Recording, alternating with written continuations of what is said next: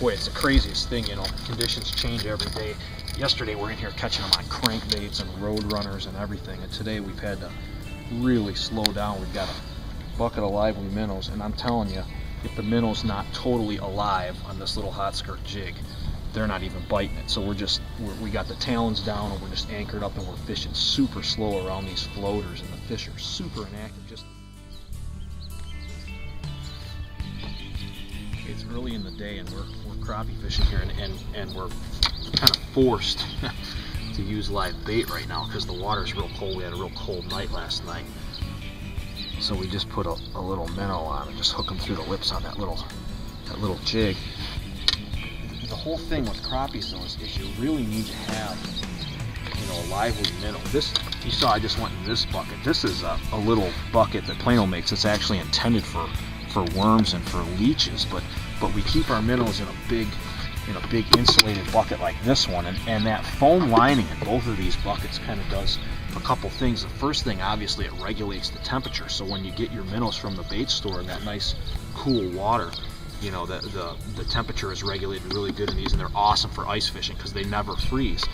But the other thing is that foam kind of introduces air bubbles. You know, the air that's hitting the inside of that foam is the water sloshing back and forth. It introduces some air into the water, so that's really huge too. But these little worm containers, the ones that are intended for worms, I love them because you put a handful of minnows in this, and then every guy in the boat gets one of these little buckets. If you go to move the boat, you know, you can put this lid on it. It's totally sealed on there good, but then by just having a little bucket like this with just a little bit of water in it, the minnows are still real lively, and you can just reach in and you can grab them out by hand, you know, without having to even use a net. Oh, I missed them. I'm screwing around. But that's the whole thing with crappie baits. You gotta always have good minnows. You gotta have lively minnows. This is just a little hot skirt jig, it's called, and you just tip it with a minnow, you know, right through the lips, and that just gives them a little bit of meat when the fishing's kind of tough early in the day or late in the day. Crappies are real susceptible to cold, so until it warms up, you just give them that, and you wanna make sure you're tied on to the top of that jig, and that jig will really hang horizontal in the water because of that. You just fish it under a float. It's a great, real subtle way to catch them. So that's how we're starting out.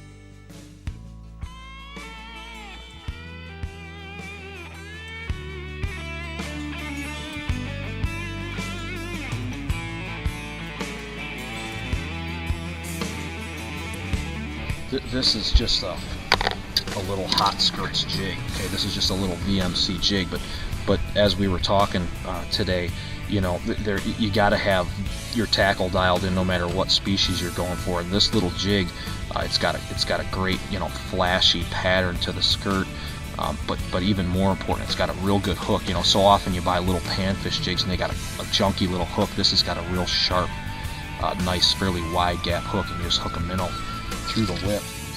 But just as important is this float.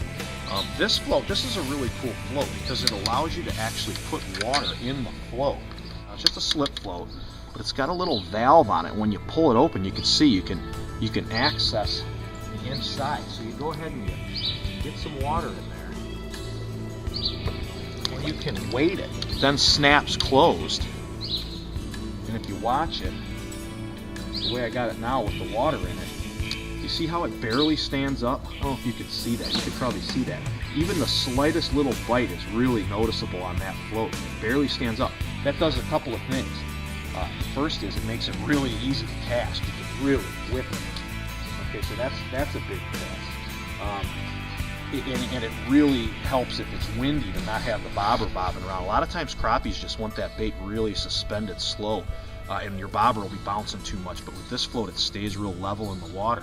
And then the other thing about it, with its design like that, with the narrow top, when you get a bite on it, you throw it out and you do get bit, a lot of times people will be pan fishing and they'll set the hook with a fairly, you know, light combo like this one. They'll set the hook and you drag your bobber so much you miss the fish.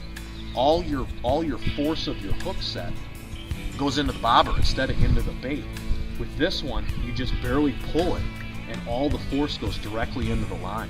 So it's really a great way when you do get bit. You just sweep set it, and you miss way fewer fish on a bobber like that than you would, a conventional bobber.